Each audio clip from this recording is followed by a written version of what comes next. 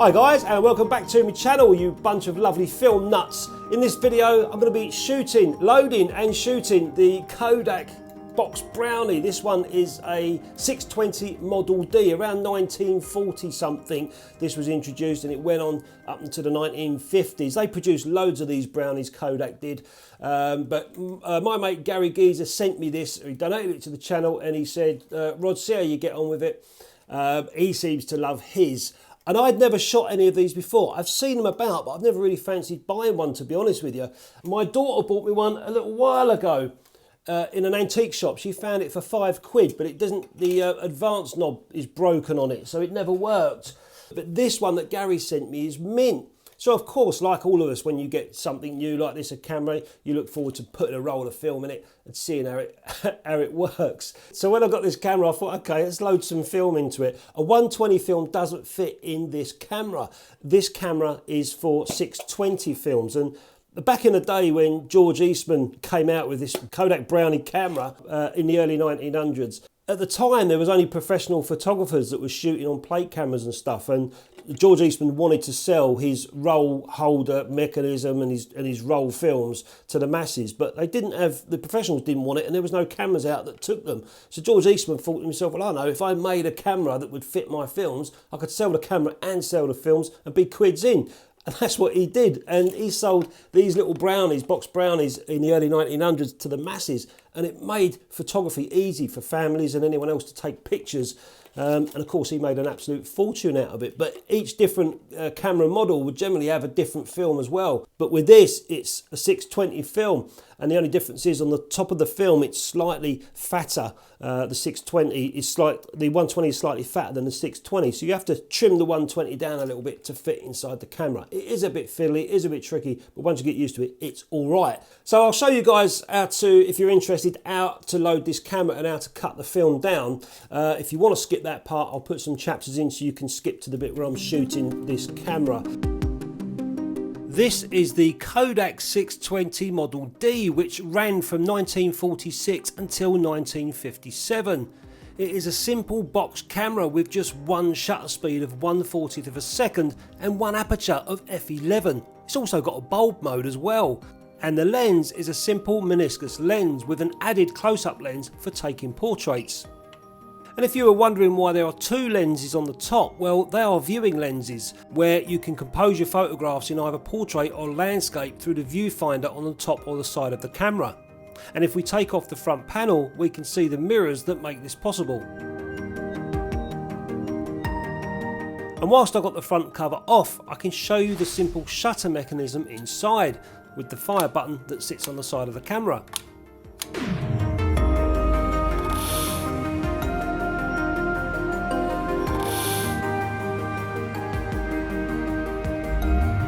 That's just 1/40th of a second. To switch over to bulb mode, you can flick the switch on the side and then you can time your exposures.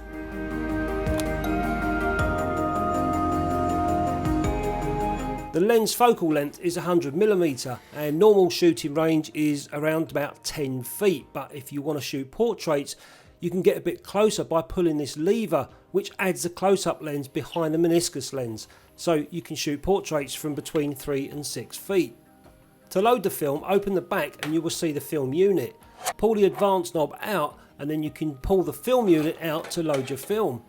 With the film unit out, you can now see the back of the lens. How simple is this camera?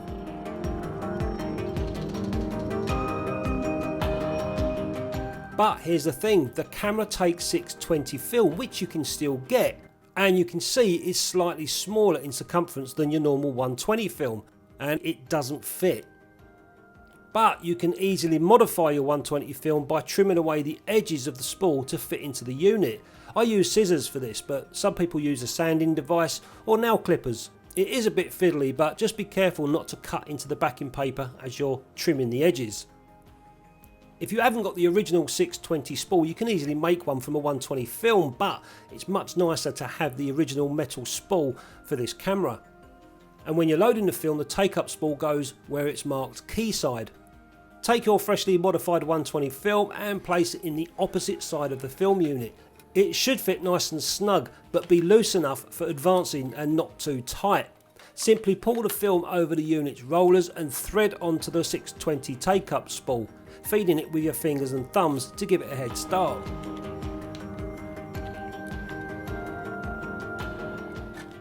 Then just pop the film unit back into the camera with the words Keyside against the advanced knob. It should slip nicely into place, and then just push the advanced knob back into it, catches it into the film spool. Close the back and then start advancing to frame number 1 by checking the red window at the back. And don't worry, this red window won't fog your film, but if you're not too sure about that, you can always put some tape over it and remove the tape when you need to advance. You only get 8 photographs out of this camera. It's a 6x9 or slightly smaller than 6x9 negatives. So once you've exposed number 8, just keep advancing the film all the way until it's all taken up on the take-up spool. Open the camera, throw the modified one away or keep it, but just remember not to throw your backing paper away, as that has your original 620 spool still attached if you've got a metal one. You can easily get 620 spools if you hunt around, and if you're lucky like me, you can find broken 620 brownies in charity shops for peanuts that may still have the original metal spool inside. So all that said, let's go out and take some pictures with this camera.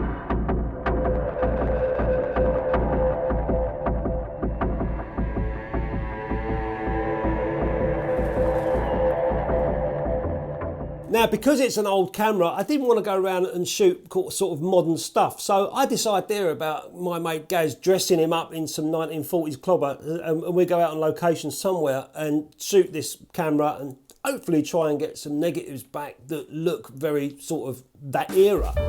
Gaz, stand, give us some 6 feet. Give us some gangster. Give gangster. Can you do gangster? Like old 1940s gangster. That's it. Oh, he's getting into it now. I had 2 rolls of film with me. I had Kodak Tri-X 400, which is a great film, but this one was from 1977, and that was the first roll that I shot. It was touch and go. That's what I got back from it. Just totally nothing really. Casual, like they're your beer barrels. Like that. They're your beer barrels. Don't put your leg back on. Anyway, luckily I had a roll of Ferrania P30 with me as well, so I shot another roll on the camera, which was the Ferrania P30 with Gaz. Now the thing with that film is it's quite a contrasty film, especially in the shadow areas. If you ain't got much light, it's a motion picture film, so it's going to be quite dark. And I waited for sunlight to come out. That was what I was waiting for. As soon as I get bags of light, that film seemed to come into its own, but as soon as it shaded over, then I had problems. But I shot both of those films with Gaz, and I'm glad that I got a couple of photographs anyway from it, because it wouldn't have been a complete waste of Gaz's time. So Gaz, if you're watching, thanks a lot for coming out and trying it out with me. Gaz, you wouldn't be doing that in the 1940s, they'd see that as silly. Then it looks like it's going up your arse. What you don't just lean against them. No, put your foot, just lean on the look, lean. I'll show you. Come here, look. No, this is no. You wouldn't be doing that in the 1940s. They'd put you in an asylum. That's it. Cross your legs. There you go. That's what we're after.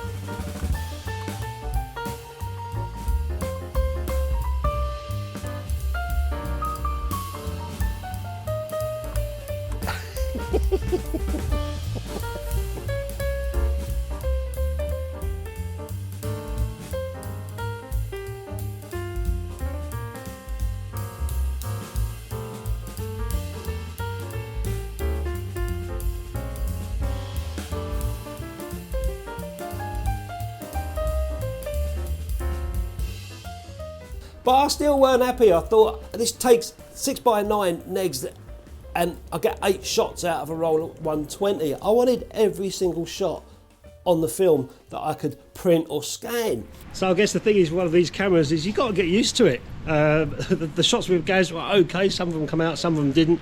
The Tri-X was completely wasted. This time today, it's a light overcast day, and I've put in some Ilford Delta 100, and I'm going to stand develop this film as well. So I've also got a friend with me. He's over from the States, and he's come over the island while I'm already in England to see me. So we're going to go out and take some pictures Hopefully I'll get some photographs of Nick as well. I've also got a roll of Ilford XP2 that I'm going to put in this camera as well. So I won't bore you guys with the scenes and stuff. I'll show you the results that I get from this camera this time round. Hopefully they come out all right. He took a Chinese camera that he recently bought called the Great Wall. I've never seen one of these before. Quite a bizarre camera, but it looked all right. Let us know if any of you guys have got that camera or even heard of it. But anyway, he was shooting that and I took the little Brownie with me to take some photographs. And this time I took a roll of Ilford Delta 100 film. And bearing in mind this is 1/40th of a second, f11, I thought 100 speed film would be good in good light. And it was. When I first started shooting that film, the first few frames, the sun was out, I got really nice negatives back out of it. But then all of a sudden, typical England, it clouded over, it started to rain, it got a bit dark and gloomy, but I still had to shoot the rest of that Ilford Delta.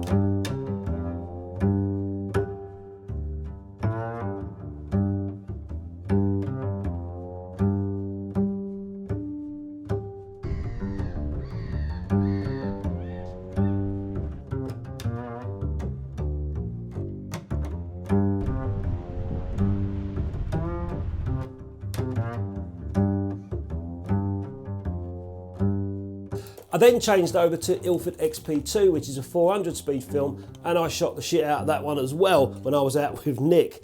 Luckily, I came back and I stand developed the films. I said to Gary Geese, I said, how do you develop these your films? And he said, because it's a touch and go camera with a 40 one shutter speed, one aperture, he said, I stand develop. And I thought that made sense, so I stand developed both of those films, and I came back luckily with negatives that I could easily scan or print.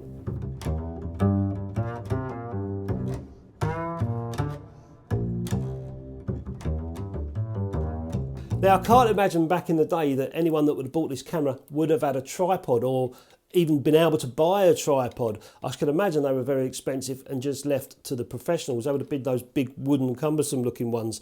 So at 1/40th of a second, then people back then would have had to either handhold or prop it up on something like a wall.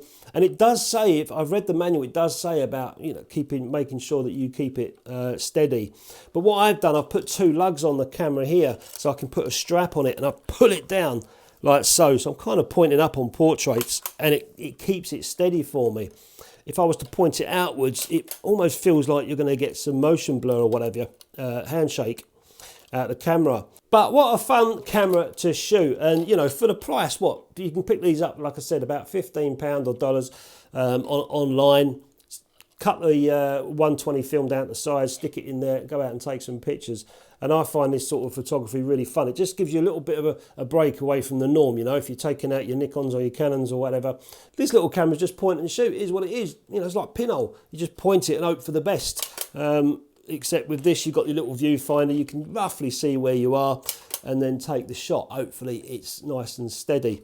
So yeah, great fun cameras to use. And just like these folding cameras as well, this is a Kodak tourist camera. I don't know the year, it's got to be 1940s, 1950s. 6x9, absolute massive beast of negatives.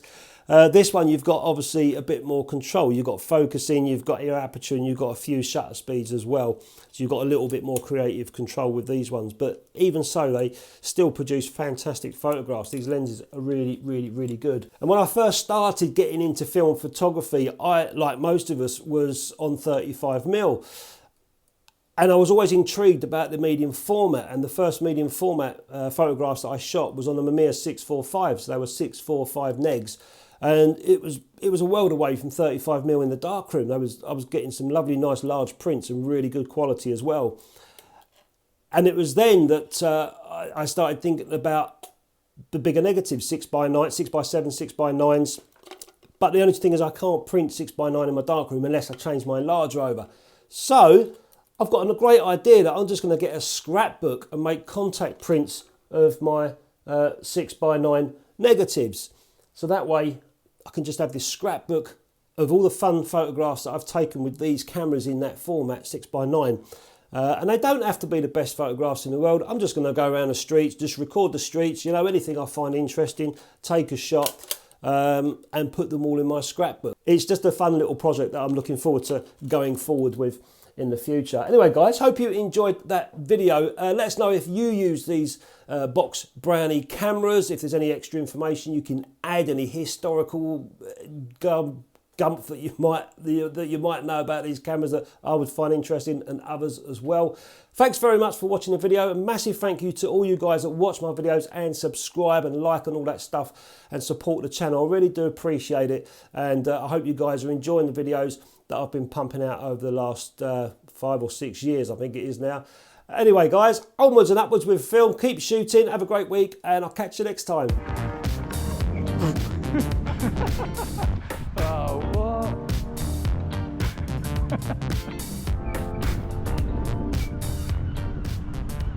Now you're gonna, God, the wheel's gonna go rusty now.